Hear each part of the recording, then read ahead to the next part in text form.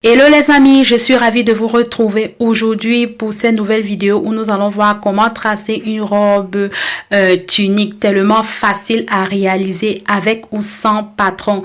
Et tu as vu, elle est magnifique cette robe. J'ai pensé à mes amis débutantes. J'espère que le tutoriel vous plaira. J'espère que vous apprenez quelque chose de plus aujourd'hui parce que le but de mes vidéos, c'est que à chaque vidéo, vous puissiez avoir une nouvelle connaissance, une nouvelle technique. Alors, si c'est la première fois que tu arrives sur ma chaîne, je m'appelle Anaï Daphné. Je te souhaite la bienvenue. Sans toi à l'aise, on est ensemble. Moi, je ne vais pas tarder. On se dit à tout de suite pour la vidéo.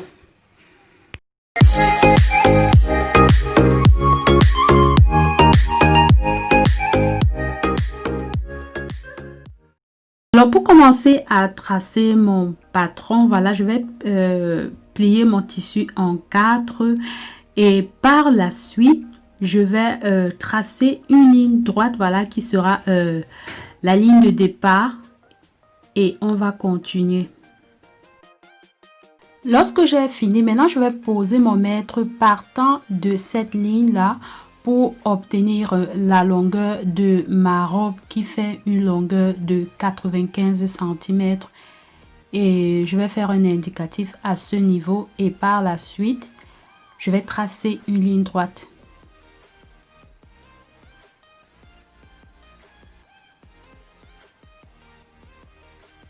Lorsque c'est fait, maintenant, ce que je vais faire, voilà, je vais ouvrir mon encolure. Et pour ça, partant du pli de mon papier, je vais ouvrir mon encolure de 9 cm et je vais descendre de 9 cm.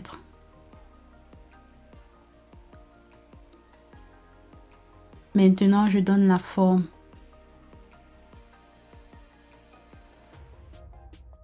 Pour tracer mon dos, je vais partir toujours sur mon pli du tissu, la ligne de départ. Je vais décaler vers le bas de 4 cm. Et je vais donner la forme qui va s'arrêter sur l'autre encolure. Maintenant, je vais pointer ma carrure. Donc, je vais diviser ma carrure, ma grande carrure par 2. Et je vais faire un indicatif sur la mesure obtenue. Partant de cette ligne de carrure, je vais tracer la longueur de ma manche, voilà. Elle fait une longueur de 22 cm. Je vais faire un indicatif à ce niveau. Et là, je vais descendre de 3 cm comme on a l'habitude de faire. Et je vais tracer mon épaule qui va s'arrêter sur l'ouverture de mon encolure. À ce niveau, je vais maintenant pointer mes différents tours, à savoir mon tour de taille, mon tour de poitrine et mon tour de bassin. Donc, je divise ma poitrine par 4 et je vais pointer l'indicatif. Je fais pareil aussi avec ma taille divisée par 4 et je pointe l'indicatif. Maintenant, je vais descendre du niveau de mon bassin de 23 cm qui est le niveau de mon bassin. Donc, toi, tu vas mesurer ça sur toi et tu vas pointer ton bassin divisé par 4. Lorsque c'est fait, tu redescends avec cette mesure sur le bas de ta robe. Comme la robe est un peu ample, au niveau de mon bassin, je vais décaler de 1 cm et demi de plus. Sur ma taille, je vais ajouter 4 cm. Sur ma poitrine, je vais ajouter 4 cm. Et maintenant, je vais donner la forme.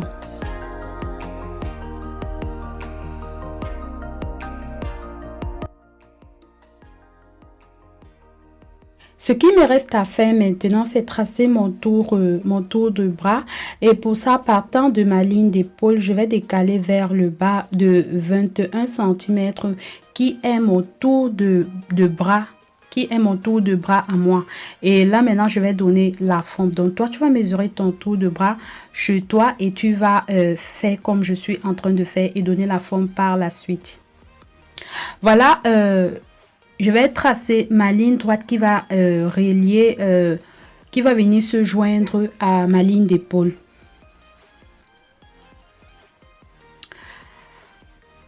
Là maintenant, je vais rajouter les valeurs de couture 1 cm et demi de chaque sur les bords.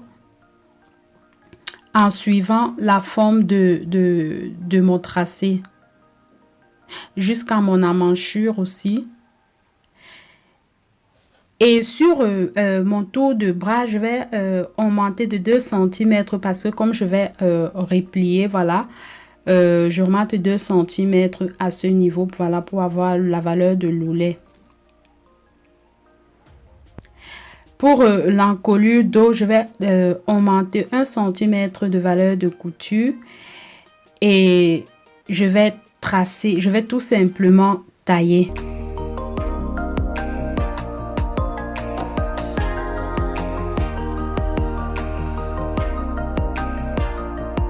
À ce niveau, je me suis trompée sur la ligne d'épaule. En fait, il faut placer la valeur de couture sur la deuxième ligne d'épaule, c'est-à-dire la ligne la plus bas. Donc, tu vas placer ta valeur de couture, 1 cm de couture sur toute cette ligne jusqu'à rattraper l'encolure.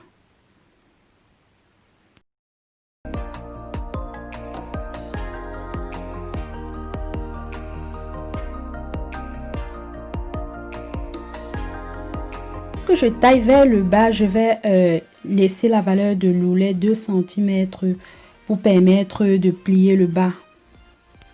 Lorsque je finis de tailler, maintenant je vais séparer les deux patrons et je vais nommer, voilà, les différentes pièces. Là on est sur le dos et là c'est le devant. Maintenant, je vais continuer la suite en taillant, voilà, l'encolure dos, l'encolure devant, pardon. Et par la suite, je vais former le V. Alors, pour former mon V, à partir de mon bas, voilà, à partir de ce niveau, je vais décaler ici, là, de 9 cm. Et je vais entrer de demi-centimètre. Partant de là, je donne la forme, je rattrape les demi-centimètres. En fait, à ce niveau, en fait, j'ai fait comme ça parce que quand tu vas coudre, ça va encore ouvrir le V. Voilà, quand c'est ouvert, c'est comme ça. Maintenant, on va passer à la prochaine étape.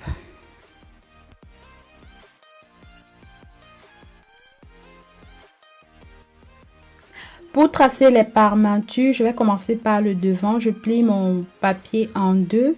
Je pose mon devant et je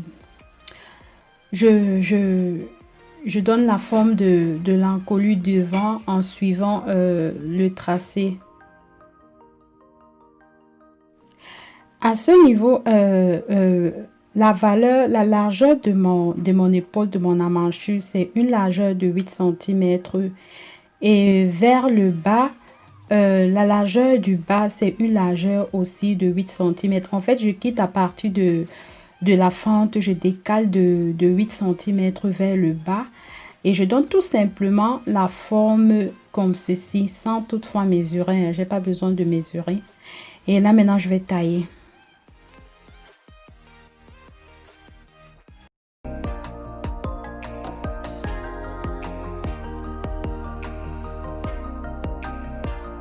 Pour former ma parmenture dos, je fais le même procédé que le devant, c'est-à-dire j'ai plié mon papier en deux et je prends mon dos, voilà, je reproduis l'encolure.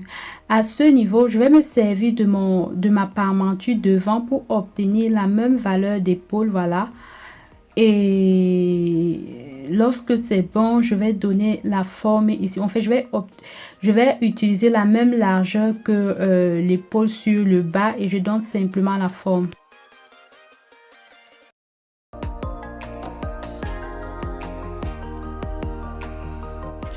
Maintenant, je vais vérifier les deux parmentures sur le vêtement pour voir si tout va bien. Là, le dos, c'est OK et le devant aussi. C'est OK, voilà. Il va juste falloir ouvrir le niveau de la fente parce que je ne l'ai pas faite. Nous allons passer aux poches et je vais commencer par la grande poche du devant. Là, je vais plier mon papier en deux.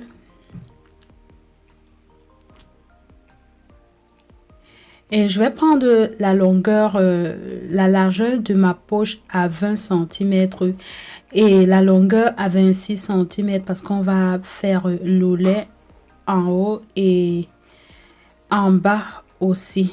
et je vais tout simplement tailler. Là, je vais plier la poche comme si elle était cousue pour que tu vois comment est-ce qu'on la place sur le devant. Pour placer ma poche sur le devant, ce que je vais faire déjà, je vais la placer sur le côté, du côté où j'ai taillé, voilà, là où il y a la craie, si c'est à la main que tu vas le faire.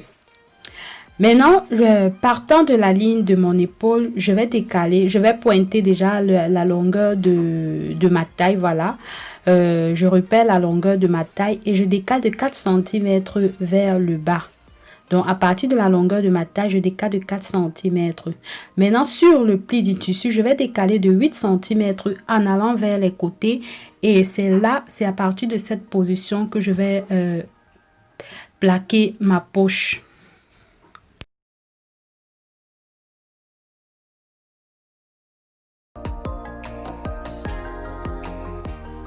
Pour former la poche qui va aller sur le côté, regarde tout simplement ce que je suis en train de faire.